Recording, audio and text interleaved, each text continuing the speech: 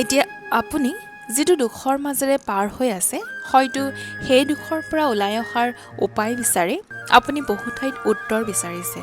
কোনোবাই আপোনাক ক'ব, সময়ৰ লগে লগে সকলো ঠিক হৈ যাব। কোনোবাই আকৌ কয়, সকলো ঈশ্বৰৰ ইচ্ছা। কিন্তু শ্ৰীকৃষ্ণই যেতিয়া অৰ্জুনক দুখ, ভয় আৰু বিভ্ৰান্তিৰ মাজত দেখিছিল, তেতিয়া তেওঁ কেৱল চিন্তা নকৰিবা বুলি কোৱা নাছিল। তেওঁ অৰ্জুনক এনে কিছুমান কথা কৈছিল, যিবোৰ আজিও আপোনাৰ দুখৰ সময়ত কামত আহিব পাৰে।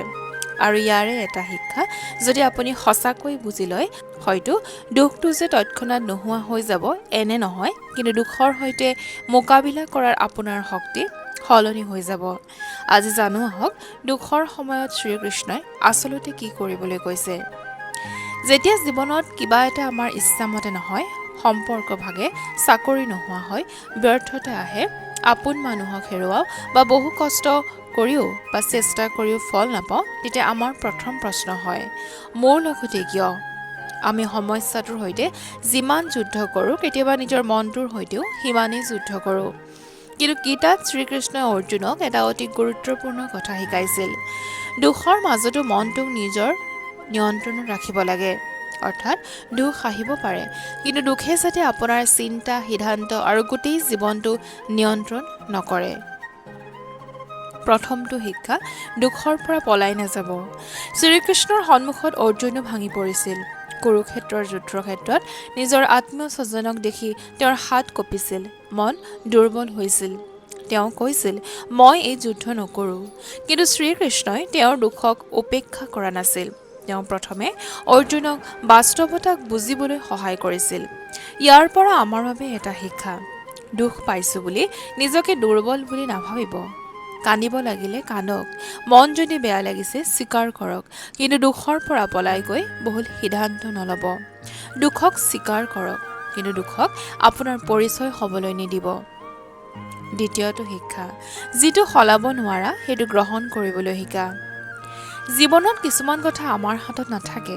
আমি সকলো মানুহক ধৰি ৰাখিব নোৱাৰোঁ, সকলো সম্পৰ্ক একেধৰণে ৰাখিব নোৱাৰোঁ, সকলো ফল নিজৰ ইচ্ছামতে পাব নোৱাৰোঁ আৰু অতীতটো ঘূৰাই আনিব নোৱাৰোঁ। ইয়াতে গীতাৰ এটা গভীৰ শিক্ষা আহে। আপোনাৰ কৰ্ম আপোনাৰ হাতত আছে, কিন্তু ফল সম্পূৰ্ণৰূপে আপোনাৰ নিয়ন্ত্ৰণত নাই।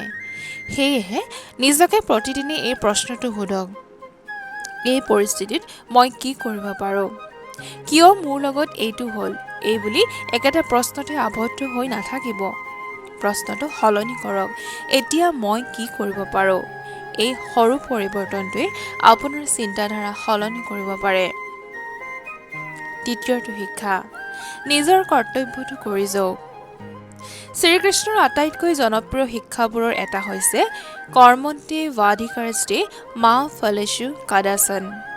অৰ্থাৎ আপোনাৰ অধিকাৰ কৰ্মতহে আছে, কেৱল ফলৰ ওপৰত নহয়। ধৰি লওক আপুনি এটা চাকৰি বিচাৰিছে।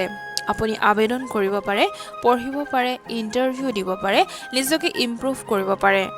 কিন্তু কোনটো কোম্পানীয়ে আপোনাক কেতিয়া চাকৰি দিব সেইটো সম্পূৰ্ণ আপোনাৰ হাতত নাই। তেনে ফল নোপোৱালৈকে নিজকে ব্যৰ্থ বুলি কিয় ভাবিব?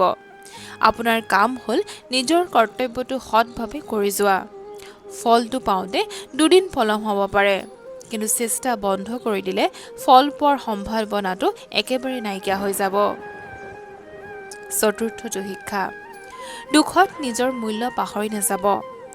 দুখৰ সময়ত এটা বিপদজনক চিন্তা আমাৰ মনলৈ আহে, মই একো কৰিব নোৱাৰোঁ, মোৰ জীৱন শেষ, মোৰ ভাগ্যই বেয়া, মোৰ বাবে একো ভাল নহয়। কিন্তু এটা বেয়া ঘটনাই আপোনাৰ সম্পূৰ্ণ জীৱনৰ পৰিচয় হ'ব নোৱাৰে। আপুনি ব্যৰ্থ হ'ব পাৰে, কিন্তু আপুনি ব্যৰ্থ মানুহ নহয়। আপুনি কাৰোবাক হেৰুৱাব পাৰে, কিন্তু আপোনাৰ জীৱনৰ মূল্য শেষ নহয়। আপোনাৰ জীৱনত আজি অন্ধকাৰ থাকিব পাৰে, কিন্তু তাৰ অৰ্থ এইটো নহয় যে আগলৈ পোহৰ নাই। গীতাৰ শিক্ষাই আমাক দুখৰ মাজতো নিজৰ ভিতৰৰ শক্তিক চিনি পাবলৈ উৎসাহিত কৰে। পঞ্চমটো শিক্ষা, মনটোক নিয়ন্ত্ৰণ কৰিবলৈ শিকক। আমি কেতিয়াবা সমস্যাতকৈ সমস্যাৰ বিষয়ে কৰা চিন্তাৰ বাবেই বেছি কষ্ট পাওঁ। এটা কথা ঘটিল, আমি সেইটো 100 বাৰ ভাবোঁ। যদি এনেকুৱা নহ'লহেঁতেন, যদি তেওঁ মোক এৰি নগ'লহেঁতেন, যদি মই এই সিদ্ধান্তটো নললোহেঁতেন। আৰু এই যদি আৰু কিয়ৰ মাজতে আমাৰ মনটো বন্দী হৈ পৰে। শ্ৰীকৃষ্ণই গীতাত মনৰ নিয়ন্ত্ৰণৰ ওপৰত গুৰুত্ব দিছে। তাৰ অৰ্থ মনলৈ অহা প্ৰতিটো চিন্তা সত্য বুলি বিশ্বাস নকৰিব। চিন্তা আহিব পাৰে, কিন্তু আপুনি সিদ্ধান্ত লোৱাৰ আগতে অলপ ৰৈ লওক, শ্বাস লওক, প্ৰাৰ্থনা কৰক, বিশ্বাসী এজন মানুহৰ সৈতে কথা পাতক আৰু তাৰ পিছতে সিদ্ধান্ত লওক। ঈশ্বৰৰ ওপৰত বিশ্বাস মানে কি? বহুতে ভাবে মই ঈশ্বৰৰ ওপৰত বিশ্বাস কৰোঁ মানে মই একো কৰিব নালাগে। কিন্তু গীতাৰ শিক্ষা তেনে নহয়। শ্ৰীকৃষ্ণই অৰ্জুনক যুদ্ধক্ষেত্ৰৰ পৰা পলাই যাবলৈ কোৱা নাছিল। তেওঁ কৈছিল নিজৰ কৰ্তব্য কৰা, অৰ্থাৎ প্ৰাৰ্থনা কৰক, কিন্তু চেষ্টা কৰক। ঈশ্বৰৰ ওপৰত বিশ্বাস ৰাখক, কিন্তু নিজৰ দায়িত্ব এৰি নিদিব। ভক্তি মানে হাত গুজি বহি থকা নহয়। ভক্তি মানে সঠিক কৰ্ম কৰি ফলৰ অহংকাৰ আৰু অতিৰিক্ত ভয় এৰি দিয়া। এতিয়া হয়তো কোনোবাই ভাবিছে এইবোৰ কথা শুনিবলৈ ভাল, কিন্তু মোৰ দুখটো ইমান ডাঙৰ যে মই কেনেকৈ সামৰিম। তেন্তে আজি কেৱল 3টা কথা মনত ৰাখক। প্ৰথমটো হ'ল আপোনাৰ অনুভূতিখিনিক অস্বীকাৰ নকৰিব। 2 নম্বৰ কথাটো, যিটো আপোনাৰ নিয়ন্ত্ৰণত আছে সেইটো কৰক।